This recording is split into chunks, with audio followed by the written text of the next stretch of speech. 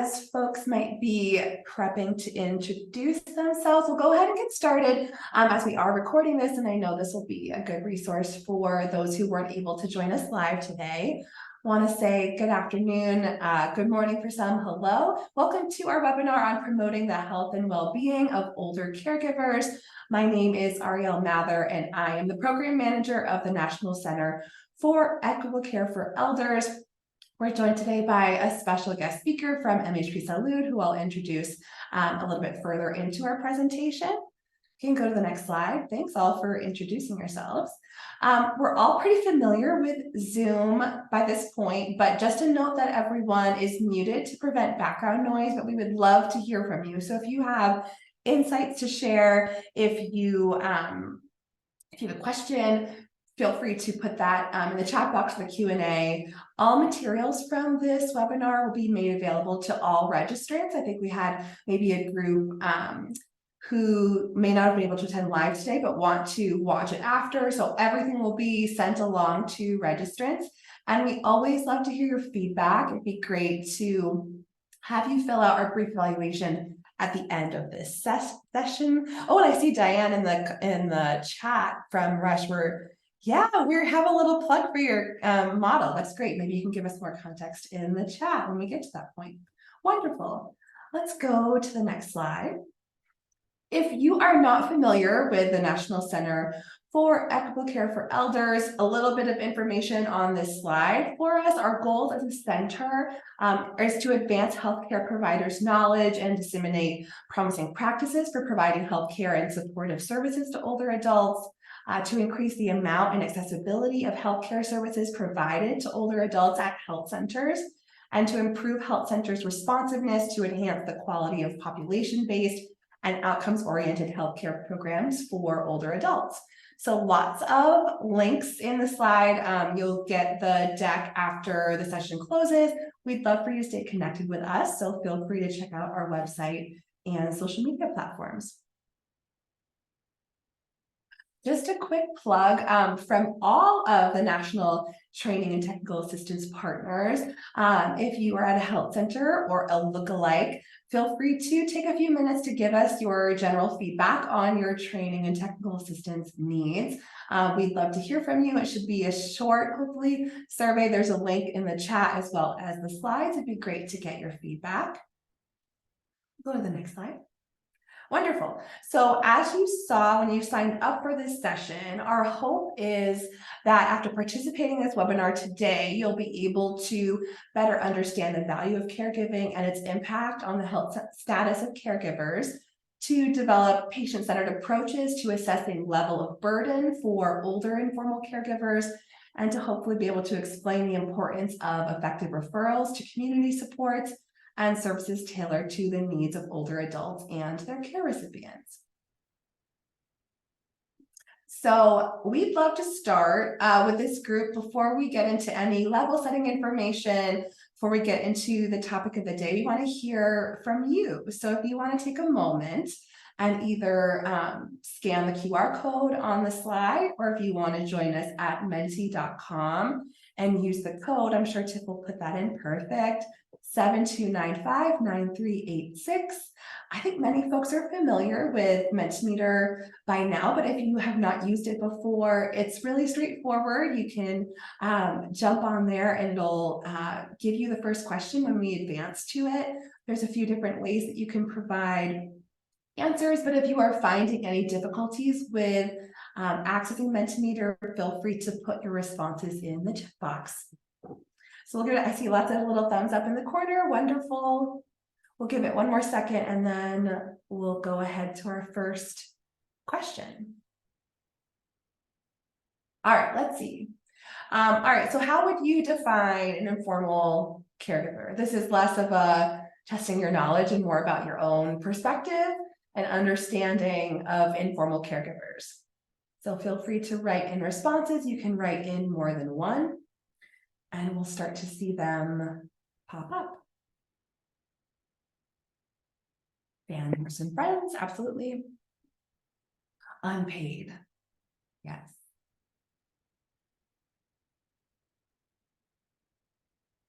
You have a loved one. All good responses.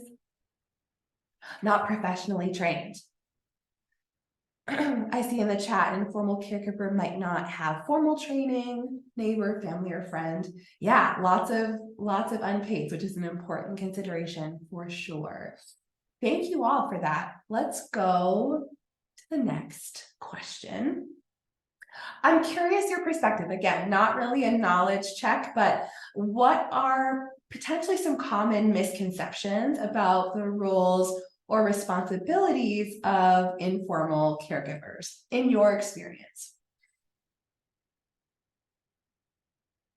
This might take a little bit longer to think about, so I'm curious your thoughts and reflections here.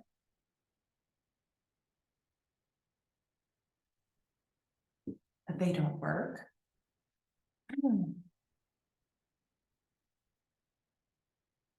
They have lots of time.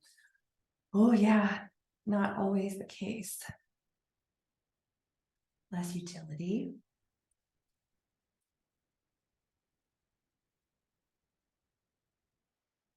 They have the time and money to support caregiving activities. Expected to be the caregiver 24/7, but also have a job, have a life. Looking in the chat as well. Act as a guardian. Yeah, things might not be well understood. Yeah, I appreciate all of these thoughts and reflections. I'll give it one more second to make sure I'm not missing any ones. But thank you for sharing that. I think there are quite a few misconceptions about informal caregivers. Yeah, time is definitely a big one. Thank you all for sharing. Our next set of statements to respond to, you'll see if you haven't done a scale-based question like this before, it's a 5-point scale for each of these statements, and you can separately respond based on your own perspective, how strongly you disagree or agree with each of these sentences for yourself. So you can slide along and we can see, averages of the group. But I have had personal experience as an informal caregiver. I personally know older adults who are acting as caregivers for family members or friends. And then I feel confident that there are resources in my community specifically that can provide adequate support to older caregivers. So I'm seeing already a lot of folks personally know older adults who are acting as caregivers. And you can see kind of the distribution of responses in this first statement of there's kind of on both sides of the spectrum for personal experience. Some have strongly agree, some strongly disagree. I see in the chat we have some strongly agrees. Yeah, thank you. I think it's always so important to start off conversations about caregiving, asking about the experience of those who are in the virtual room. What it's been, what their experiences have been. I think it gives us a lot of insight and certainly shows us there's things we can learn from each other and to honor those experiences. Well, thank you so much for sharing your insights and experiences. We're gonna shift to some of our level setting content, and then we're gonna hear from our guest speaker today, which will be wonderful. So I will say, if you are someone who has a lot of personal experience in caregiving or is working with a lot of programs focused on caregivers, please use the chat, use the Q&A box to give your insights, to add on to some of this level setting information that we're going to discuss. So I think a lot of folks are aware that the number of older adults in the United States has grown significantly in recent years, so projected to nearly double within the next few decades. The ACL profile of older Americans always gives a lot of really interesting context on the shifting demographics of this population, which we won't get into the details of today, but it does tie into the growth that we see in health centers on the next slide. The patient group of ages 65 and older is the fastest growing group in health centers. And so as our country ages, health centers need to be taking into consideration the growing health and social needs of this population, including support for the increasingly common experience of informal caregiving. Go to the next slide. Great. So a lot of you shared what came to mind when you thought of an informal caregiver. And certainly, unlike more formal caregivers that have received training, education, are paid for providing care, obviously these are folks who are offering assistance typically without payment, could be to a variety of individuals in their life. There's many possible caregiving arrangements between people of many ages, but we're going to try to narrow our focus as much as we can today on older adults who are acting as caregivers, whether that's to a spouse, family member, neighbor, another point of contact in their community. Informal caregiving has been an emerging public health issue for some time in the United States, but only recently has started to gain that kind of national attention to recognize and support caregivers themselves. So if you aren't already familiar with the 2022 National Strategy to Support Family Caregivers, it contains hundreds of actions that can be taken at various levels of government and across private, public sectors to ensure this growing group of individuals has the resources they need to effectively take care of themselves and others over time. So there's a lot of really great resources within there, and thank you, Tiff, for putting links in the chat. And there was an executive order earlier in the year kind of outlining additional efforts that go beyond the national strategy to address the needs of family caregivers, informal caregivers, including testing dementia care models that include respite opportunities, make sure caregivers have easier access to information. The VA is working on expanding access to family assistance programs that include mental health support for caregivers. So it's really encouraging to see this increased federal support, particularly after the pandemic really further emphasized the negative health impact of inadequate training and support for family caregivers on their health, quality of life, finances, and their ability to the ability of their loved one to age in their community of choice. So important to lay that groundwork. Let's go to the next slide. Before we get much further, I just want to note that while many caregiving relationships involve multiple generations, there's other circumstances where an older adult may be providing care to their chosen family versus their biological ones. So for example, LGBTQIA+ older adults who are caregiving may face more significant strain in providing this horizontal caregiving if they're caring for another person in isolation, either because they've been poorly treated by others or they have a limited number of other connections to share caregiving responsibilities. So this consideration between vertical models of care and horizontal ones ties into today's larger focus on limiting our assumptions on someone's caregiving situation before engaging with them on their own experience. Thank you, Mary, in the chat saying the need for respite resources. We'll definitely talk a little bit about that, and it's important to to be able to identify those needs in our communities. Thank you for that. So I know that we talked a little bit about kind of what might be involved for an informal caregiver. We could probably make a much longer list than is on this slide. However, it might be helpful to reflect on the fact that some caregivers ease into these types of responsibilities over time, and others are given them overnight. So caregivers may spend varying levels of time providing these types of care tasks in a loved one's home or assisting from a distance. There really is a tremendous amount of effort involved in these activities and beyond, much of which is a prerequisite to effectively engaging in a visit with a healthcare provider and acting on a plan of care. Before we go on, I just want to make sure if anyone has thoughts on what else we could include here in caregiver responsibilities. We certainly didn't give an exhaustive list, but if you have other insights, feel free to put them in the chat. Would love to hear your insights. All right, let's go to the next slide. So in addition to the variation in responsibilities one caregiver may experience from another one, there are several categories of factors that influence the impact of caregiving on an individual's time, resources, and their own sense of well-being. So the first is what kind of illness potentially is the care recipient living with?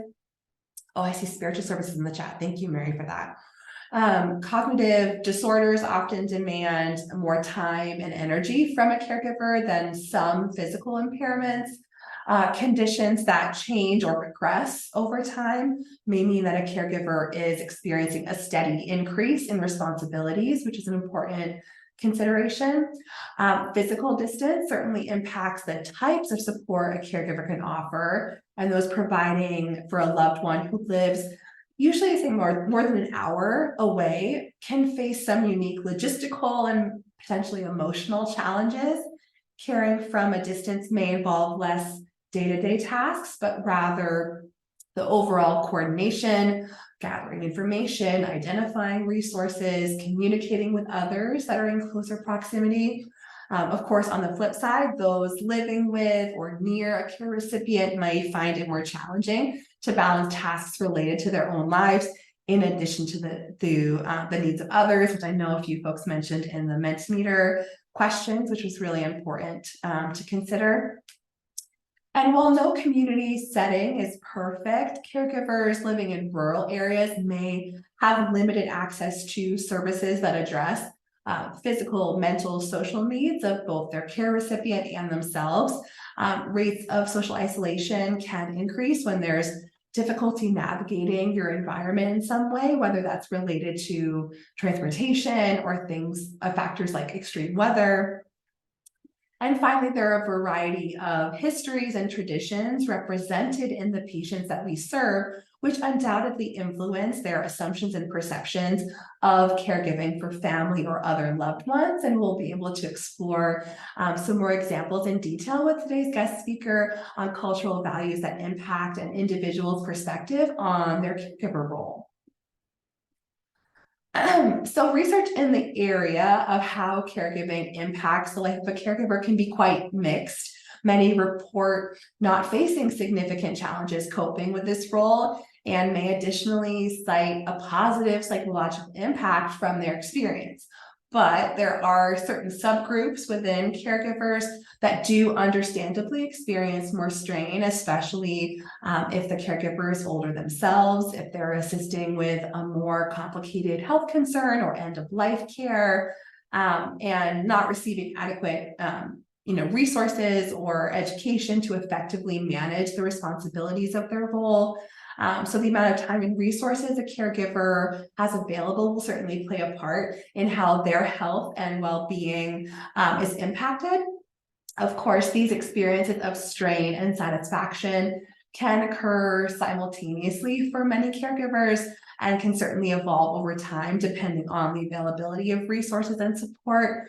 I think that sometimes even for us in our center, where we try to focus quite a bit on the needs of informal caregivers, we sometimes, I think, end up using language that's too negative about kind of the strain and the burden of caregiving, which that may be the reality for some, but wanting to acknowledge that for some, it also gives a lot of satisfaction, and that those two things can exist together. All right, so care mapping is a tool that can be used to help patients, their families, their caregivers, providers to understand and organize different caregiving roles and to visualize family, whether that's biological or chosen care structures. So the idea is you would be using these simple drawings to identify potential gaps in someone's social network or determine structures that work well and can be supported.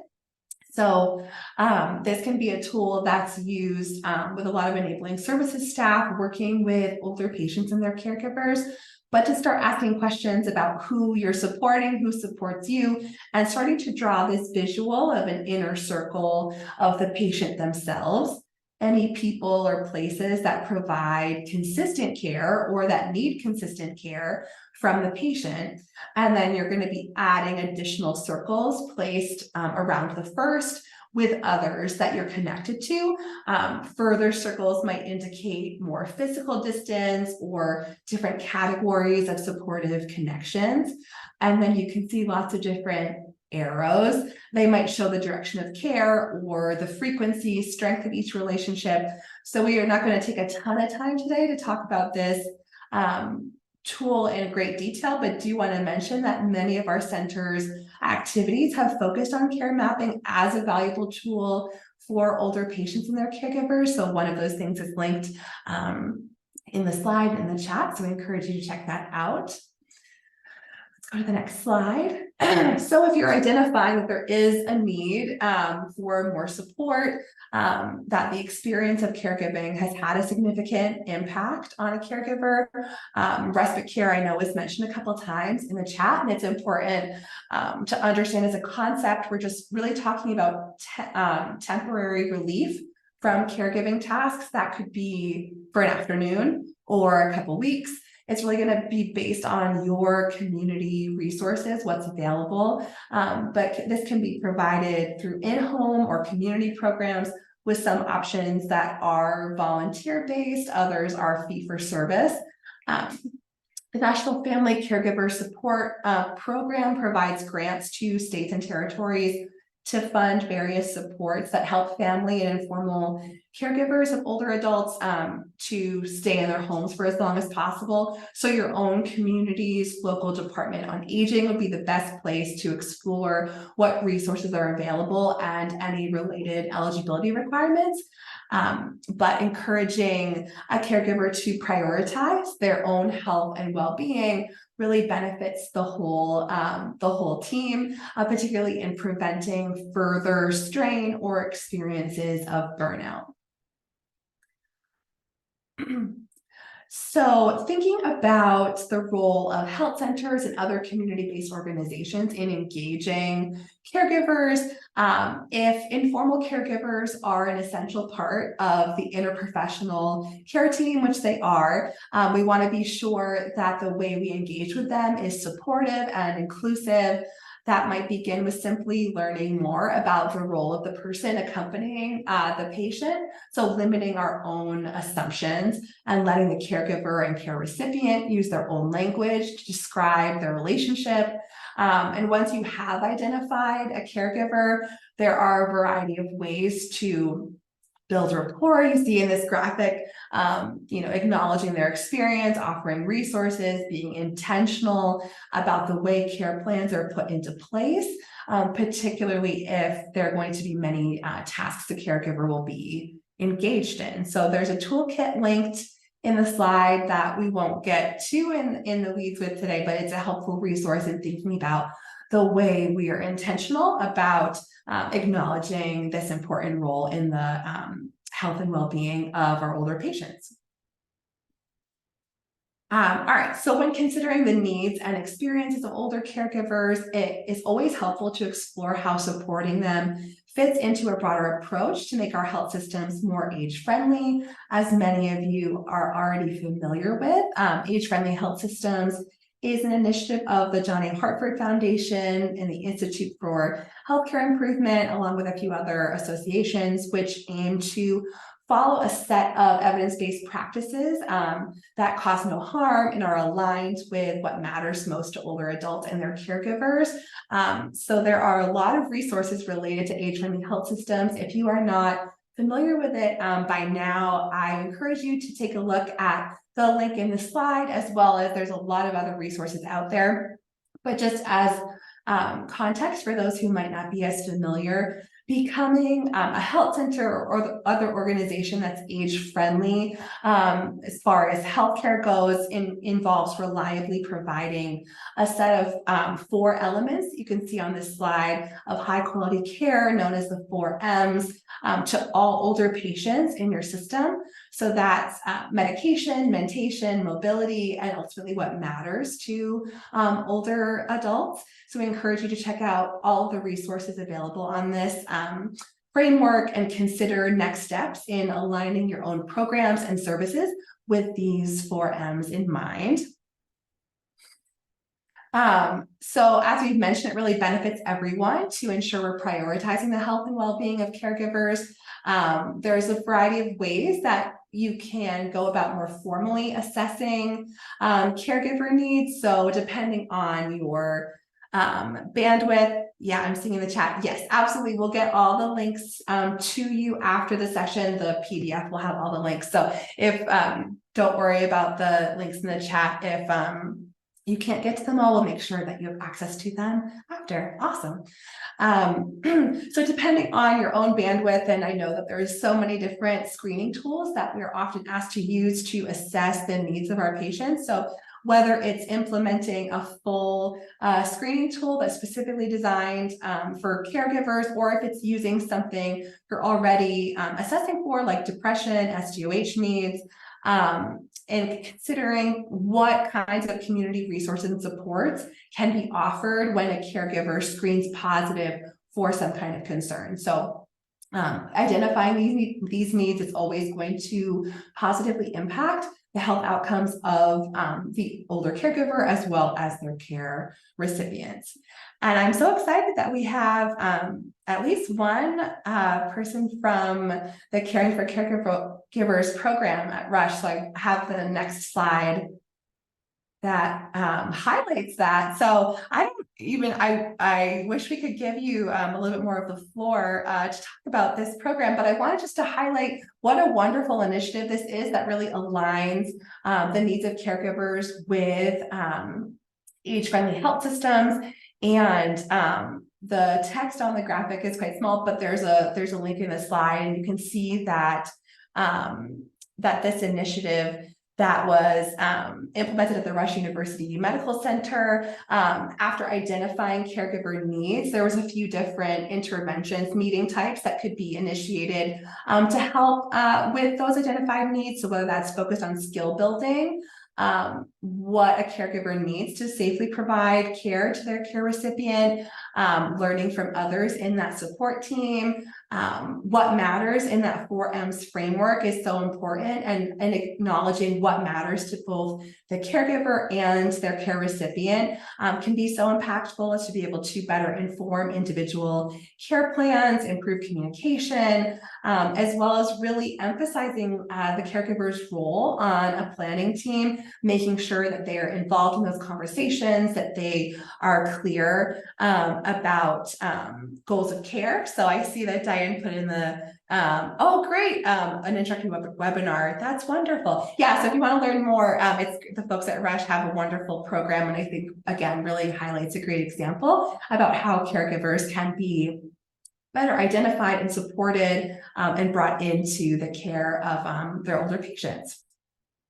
So let's go to the next slide. Just want to note that this won't be the only resources slide of today's session, but wanted to include some relevant links before moving on to our guest speaker that offer considerations for your own local community resources. So Elder Care Locator is really the top resource I would suggest to see what your local area agency on aging can offer, as well as other resources around the intersection of age and caregiver role, along with other aspects of an individual's identity. So we'll go to the next slide. I know we'll have a screen sharing switch, but I just want to briefly introduce today's guest speaker. Shannon Patrick is a health strategy specialist at MHP Salud, who is one of our fellow national training and technical assistance partners. Shannon has a background in public health and global public health. Her work has been focused on serving Hispanics and Latinos in community health centers through various initiatives and community health worker programs. She also has overseen MHP Salud's Aging Services for Hispanic Older Adults project, which has wrapped up but developed many of the resources she'll be sharing with you today. So we're very excited to hear from her and all of her good insights. So I'll turn it over to Shannon. Thank you so much, Ariel. Thank you for that kind introduction. I'm so glad to be here today to talk a little bit about some of our work at MHP Salud. So here's my contact information for those of you who would be interested in reaching out and discussing anything on today's webinar a little bit further. And for those of you who are unfamiliar, MHP Salud is a national nonprofit organization that's been dedicated to strengthening underserved communities by improving access to healthcare and social services. We're actually celebrating our 40th anniversary this year. And we believe that every person has the unique skills, talents, and experiences that are key to creating and implementing solutions to community needs. That's why community health workers are at the center of everything we do. We develop community health worker programs. And our mission is to serve communities by embracing the strengths and experiences of individuals and families, engaging them to achieve health and well-being. As Ariel mentioned, we were a previous grantee for the Administration for Community Living, strengthening aging services for Hispanic populations. And we are also a fellow National Training and Technical Assistance Partner with HRSA, Bureau of Primary Healthcare. With those efforts, we focus specifically on migrant farm workers and their families, but again, enforcing this community health worker model as a culturally appropriate strategy to improve health for folks. So I would just like to briefly go over some of the statistics related to racial and ethnic minority groups among our older adult populations here in the United States. Ariel gave a great introduction at the beginning to the overall picture of aging in older adults. I'm specifically going to speak about efforts related to serving Hispanic and Latino older adults and their caregivers that also are members of the older adult population. So to provide just this brief introduction, you can see that in 2019, 13.5 million older adults were racial and ethnic minority groups, or about 24% of older Americans. And that number is expected to increase to 27.7 million, or 34% of older Americans by 2040. So in other words, that number is going to increase to about 1 in 3 older adults that are going to be members of racial or ethnic minority groups. This is really important when we think about providing culturally appropriate services to the communities we're serving. Our communities are dynamic, ever-changing, and it's really important to make sure that we're also reaching these populations in a way that resonates with them and makes them comfortable. So when we're thinking about increases in older adult populations, we see that between 2020 and 2040, the white older adult population is expected to increase by 26%. But when we look at other racial and ethnic minority groups, again, that number is expected to increase by 105%. And when we look specifically at Hispanic and Latino older Americans, that number is expected to increase by 148%. So it's just very important to follow these trends and make sure that we are adequately serving this group. You can also see this by looking at the map here. I really like this map because it goes over a nice, it just is a nice way to look at the distribution of the racial and ethnic minority groups we have, well, just racial and ethnic groups in general in the United States. This map in particular shows the second most prevalent racial or ethnic group. And you can see that that's a pretty green map. Green is looking at Hispanic and Latino populations. This isn't specific to older adults, but as you can see, Latinos exist everywhere in our country, and it's really important that our services are reflective of this. It's also important to note that the term Hispanic and Latino refers to different things. So when we're thinking about Hispanic older adults, we're thinking about folks that are from a Spanish-speaking country, whereas Latino refers to someone from Latin America. And some countries in Latin America don't speak Spanish, so some people fit into both of those terms, but not everyone, right? So some Latin American countries don't speak Spanish. So it's just important to keep that in mind. And you may have also heard the term Latinx a lot, and that's a gender neutral term, and it's gaining popularity among academics and younger individuals, but it's not quite a term that's widely accepted among all Hispanic and Latinos, in particular when talking about the older adult community. So it's just important to recognize they're often used interchangeably. There are some differences. For the purposes of today's presentation, I'll primarily use the words Hispanic and Latino. Of course, it also depends on where you're getting your statistics from and what language they're using. But again, this group is very, very diverse. They're representing over 20 countries in the world. And each of those countries has their own unique cultural norms and beliefs and histories that follow those individuals as they're immigrating to the United States. And we see some of those beliefs passed down for generations. So it is a very diverse community. But we will, for the sake of statistics, need to find a way to track this population. So that's where we use these terms, Hispanic and Latino. So 1 in 5 older adults are expected to be Hispanic by 2060. So that's 20% of older adults. This is a very large group that we're looking at. 1 in 4 Hispanic non-caregivers expect to become caregivers in the next 2 years. So again, we're talking about caregivers today. In the Hispanic community, caregiving responsibilities are increasing. And more than 1/3 of Hispanic Americans had 1 or more disabilities. So when we're thinking about caregiver strain, that's definitely something we want to keep in mind. This population also, there are a large percentage of them that mainly speak Spanish at home. I know here on the screen, this statistic is a little bit outdated. It is hard to find specific stats on these things, but it is still very relevant, right? Especially when we're thinking about older adults that might be taking care of their elderly parents or loved ones who primarily speak Spanish. And then also, it's also important to note that this group also happens to have a lower attainment of education compared to non-Hispanic whites, and that is reflective in how they engage with the healthcare system. So making sure that our materials and education and ways we interact with caregivers and older Latinos, is in a way that resonates with folks and accessible to them. So now thinking specifically about Hispanic caregivers, 1 in 6 Hispanic adults are caregivers, and 9% of Hispanic caregivers are 65 and older.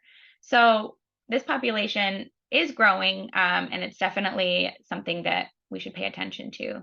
Again, I know it's something I think I'll be repeating a lot, but it's really important. And over 50% of Hispanic caregivers assist with personal care. So relating back to what Ariel mentioned earlier, that can increase the caregiver burden, really taking care of a lot of personal needs, and also thinking about these higher intensity caregiving situations. So Hispanics also happen to have more than one chronic or condition. There's also disproportionate rates of dementia and depression in this population, which might increase caregiver strain or burden. Hispanic caregivers are more likely to assist with medical and nursing tasks. And here you can also see 80% manage household tasks. So there's a lot of different aspects of caregiving that this population is taking on. And then also when we think about care time providing care, for the Hispanic caregiving community, that number is a lot higher than non-Hispanic whites at 32 hours per week versus 20 hours per week. And it just goes to show that folks might have other responsibilities. They might be working full time. They might have other family responsibilities, yet they're still providing 32 hours of care to their loved ones. So it can definitely be very time consuming, and all the support we can give, the better. Hispanic caregivers are also more likely to live with their care recipient, and there's just a lack of culturally appropriate materials available for this group. So we definitely have some work to do in that area. And then again, not only are older Hispanic caregivers taking care of their elderly parents or other loved ones, but they also need to take care of themselves, and they might be managing their own chronic conditions or their own health concerns. They might be planning for retirement or working. They might be, also supporting their adult children and other loved ones in their family or grandchildren. So we often see that this caregiver generation of Hispanic and Latinos is sandwiched between caring for their older adult parents and younger individuals. It's also important to note that cultural norms play a huge role in caregiving in the Hispanic and Latino community. So there are many ways we could describe this. I'm going over this briefly, and then we do have short clips from some projects that we did conduct over the past few years here at MHP Salud, speaking with Hispanic and Latino caregivers to hear from them. But familismo is something that really influences caregiving in the Hispanic community. So familismo, or familism, is really putting families' needs above individual needs, or someone's above themselves. So when we think about caregiving in this context, it can also be seen as a duty. So as Ariel mentioned, you get a lot of feelings of satisfaction and from Hispanic caregivers, but we also see this sense of duty as though they don't necessarily have another option, that it feels as though it's something that they must take on. And therefore, they don't necessarily identify as a caregiver. It's just part of who they are and what's expected of them, right? And for that reason, they often don't seek support or help because they're not really sure that there's supports available. And I know this goes across all caregivers and not so specific to Hispanic and Latinos, but I do think that we can see they're not seeking support simply because it is a part of who they are and what's expected of them and what they are providing for their loved ones. It's also important to note that caregivers don't necessarily trust outside help to be adequate in the Hispanic and Latino community. They really are taking on a lot of this burden themselves, and not necessarily, even if respite care is available to them, it's not necessarily something that they're willing to accept. And that can be a challenge. Another term that has come up when speaking with Hispanic and Latino caregivers in our work is aguantarse. And that term really translates to endure something. So although it's seen as a duty, and there are a lot of positive feelings with caregiving, associated with caregiving and caring for their loved ones, Hispanic caregivers often feel that they must quietly accept the challenges and difficulties that come along with caregiving, which then relates back into this idea of not needing support, not feeling like there is any support, and not asking for support, right? That they just must accept this. And I know that this was mentioned in the comments earlier in the chat, that older adults often don't want to burden families. So again, this is very common in the Hispanic Latino community. Older adults don't want to be a burden. Caregivers, if they are also juggling various caregiving responsibilities, they don't want to be a burden to folks. And so really helping people visualize what that means, and that, speaking about your needs isn't a burden. And in fact, it actually might lighten the load for folks. And so being clear about that, and we'll get into strategies in a moment. In the Hispanic and Latino community, family is also very commonly included in decision-making processes for older adults. And so that's just something to note. It doesn't necessarily mean that it's a controlling nature. Obviously, you'd want to evaluate each situation independently, but that it's very common for older adults to speak with their caregivers about decisions that must be made. And then again, traditional gender roles might affect caregiving, and who becomes a caregiver, and the responsibilities that come with that. So with that said, I'm going to briefly share my screen. And of course, if there's anything that pops up in the chat, I'm more than happy to take a pause and answer any questions that come along if you guys want to share them with me. I am going to briefly open up here another tab and share a few clips from some caregivers so that you can hear from them.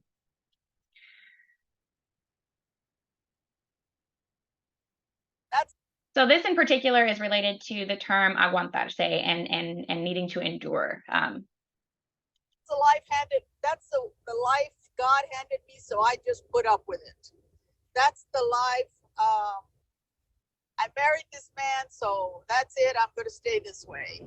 Or that's just the way it is. Yes, I understand that. I understand some of it.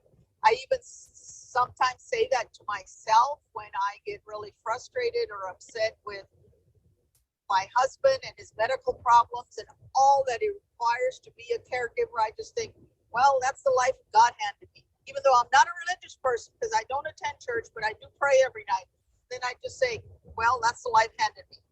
There's no question about getting a divorce. There's no question about doing something different, leaving and taking care of my own life. I'm close to 70 years old, and maybe that's the old school in me. But my mother, it was the same thing. Ellos me dieron la vida. So that is a clip from one of our participants, and then here is another. Caring. I have to care for myself. 6 months ago, I did not think of myself as a care provider. I was Craig's wife, and it was just expected that I would take care of him when he fell ill, as I would expect him to take care of me if I fell ill. Yeah, I don't put myself ahead of anything. And I really don't think you should as a care provider or spouse. But I was brought up that way. Sometimes I do explode and I become the priority, and my husband knows it, you know, but that only lasts for maybe a day or two. So those are some short clips from some of our efforts here at MHP Salud, where we're speaking with older caregivers about some of these common cultural beliefs and norms and values. And I like these clips because it shows that, you know, a lot of what the Hispanic and Latino, especially older caregivers,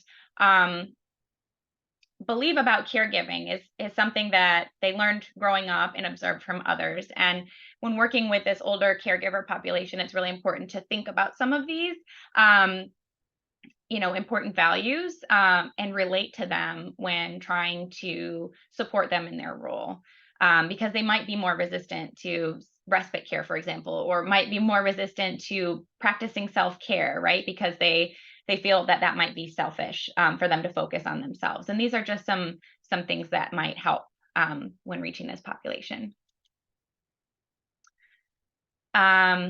Wonderful. So some additional barriers that one might experience when reaching older caregivers and older Latinos. You know, there's obviously barriers related to language access, which we discussed. We also might be, you know, this population also experiences, you know, depending on their region and their circumstances, but higher rates of older adults living in poverty. Lower levels of educational attainment can contribute to low health literacy, even when information is provided in Spanish. So again, thinking about providing information in a way that is accessible to this community, as you would with any community, and not, you know, simply putting a lot of medical jargon on a page, but really thinking about ways in which individuals can better relate to the content that we're providing.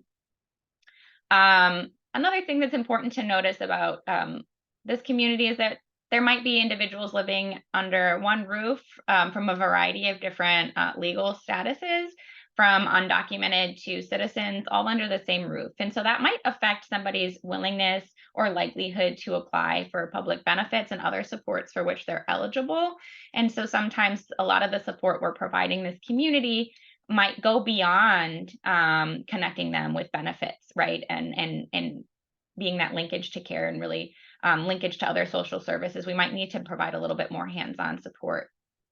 And then it's common to experience distrust with the medical community among the Hispanic Latino community, especially older adults.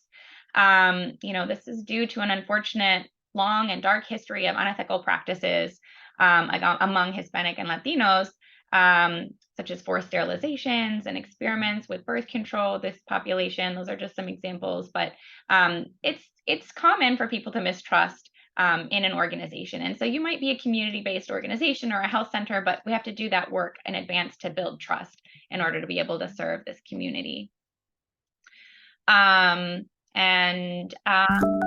it's just a very complicated healthcare system, and a lot of our older adults, especially immigrant communities, are not familiar with this complicated healthcare system. And so we need to make sure that we are addressing that. Finally, getting to what we specialize here at MHP Salud, that's community health worker profession. And so really thinking about how can community health workers support these efforts in reaching and serving older Latino caregivers. So here is a long description of the community health worker profession, but a community health worker is a trusted member of their community who empowers their peers through education and connections to health and social resources. There are many roles that come with this caregiver or with this community health worker profession. I'm not going to go over all of these. You will have access to the slides later, and you can look into this a little bit further. And this does come from the C3 project, which is the CHW Core Competency Project. They have a lot of great information available on their website about community health workers, and you can click that here in this link. But when we're thinking about CHWs, they're addressing difficult topics. And when we're thinking about working with older adults and older caregivers, some topics might include things like advanced care planning or discussions around dementia. And oftentimes those might be put off altogether or completely avoided due to taboo in the Hispanic community or for some of the reasons I just discussed on the previous slide. But community health workers can really help facilitate these conversations because they come from the communities they're serving and they understand some of these barriers, and they can connect with folks and speak their language. They look like them. They understand some of these concerns that they're having, right? And so some roles that might relate to things like advanced care planning would be healthcare systems navigation, providing culturally and linguistically appropriate education on advanced care planning or end-of-life options, coordinate care through providing referrals to health and social services, providing coaching and social support, advocating for this community and individuals, conducting outreach to the older Hispanic adult population in their community. There's various roles that they can fill.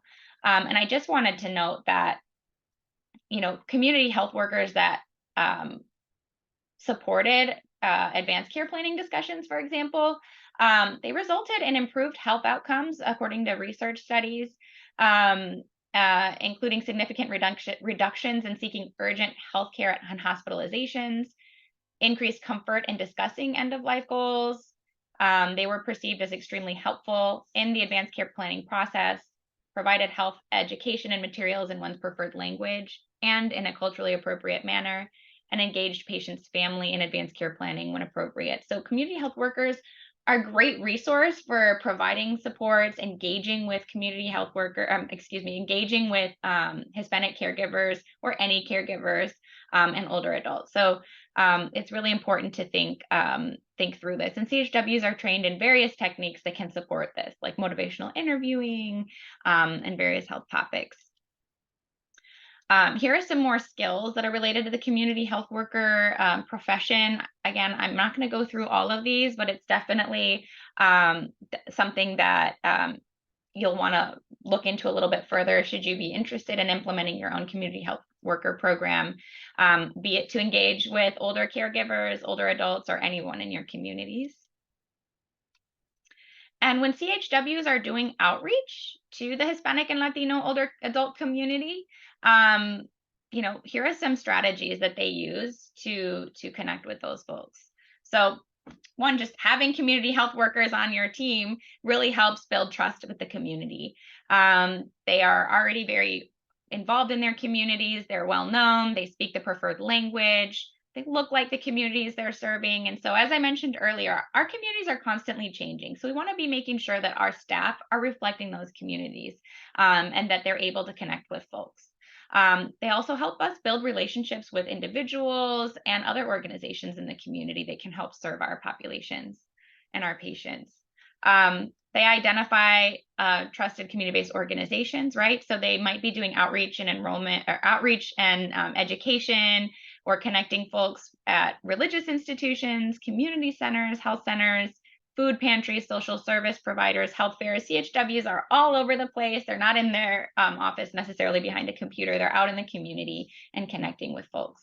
And so if you're really trying to reach Hispanic communities, but in general, any racial or ethnic minority group in your community, these efforts take time. It's not something that you can do overnight. You can't just hire one community health worker and have, these numbers increasing. You definitely want to be investing with communities and investing in community partnerships over time. And to do that, you should also be investing in a culturally appropriate staff, and considering the community health worker role and profession is a great way to do that. Here are some other tips for implementing a successful CHW intervention or program at your organization. I'm not going to go through these for the sake of time. I realize we only have a few moments left, but you can definitely refer back to these, and please do not hesitate to reach out to me should you have any other questions about community health workers or community health worker programming. But I will leave these with you. Again, some great tips here. And then finally, here are some resources that we've developed over the years in our work with the older adult Hispanic community and improving services. So you'll find those videos I referenced actually come from a project we worked on, and you can definitely go back and continue to watch those and access some worksheets. We've got an aging in place resources that we developed with Ariel actually, and equitable care for elders, a preventive care checklist, conversations around advanced care planning and support, and thinking about how to do that with Hispanic older adults. And then finally, Alzheimer's disease and related dementia in the Hispanic community. We know that dementia does carry a high caregiver burden for folks, and so we definitely want to provide some information around that as well. And with that, are there any questions? Wonderful. Thanks so much, Shannon. I know we had quite a few chat messages emphasizing the points that you were making and giving shout outs to CHWs. We do have just a moment or two if there are any questions or concerns, but yes, lots of great resources from MHP Salud. And if we had more time, I feel like, Shannon, I want to maybe in a minute if we don't have any chat box questions. I know you mentioned briefly around how CHWs can be so important in making connections to community organizations and kind of connecting folks to services that might help them. Is there anything, I don't know, do you want to expand on that any more, of like any examples of like important community partners that CHWs have helped to identify or improve the relationship between them and health centers? Yeah, that's a great question. And I think I'm just going to refer back to some of the work I did at a federally qualified health center here in Southeast Michigan. We serve the Hispanic and Latino community, and our health center really worked very closely with, organizations that were supporting Latinos around, economic support, financial support with starting businesses, senior centers. Honestly, we connect really well with schools. And so I think you don't necessarily think about reaching older adults through schools. But like I said, there's a lot of people caring for grandchildren, parents, older adults. And I think this very family focused community, if you're out at a parent meeting at a school and sharing resources for older adults and caregivers, that might really resonate with folks, and they might be able to refer. I just think thinking outside the box and using those CHWs and their knowledge of community resources and giving them a seat at the table to be able to speak their mind and share these resources, is very valuable. Wonderful. Yeah, thank you so much for that. And thanks all for your wonderful chat box messages. Yeah, there's contact information for Shannon in the slides. There's contact information for our center as well. We'd love for you to take a moment to give us your quick feedback. It helps us to improve future learning opportunities. We encourage you certainly to stay up to date with the future activities that our center, as well as MHP Salud, will be putting on to help health centers across the country. Feel free to connect with us if there are questions. We just really appreciate your time. Shannon, thanks so much for your expertise and all of the wonderful resources. And we'll be in touch with everyone with the recording link as well as the slides, so you can access all of those great links that we were sharing today. So again, thank you so much. Have a wonderful rest of your day. Take care, everyone. Thank you.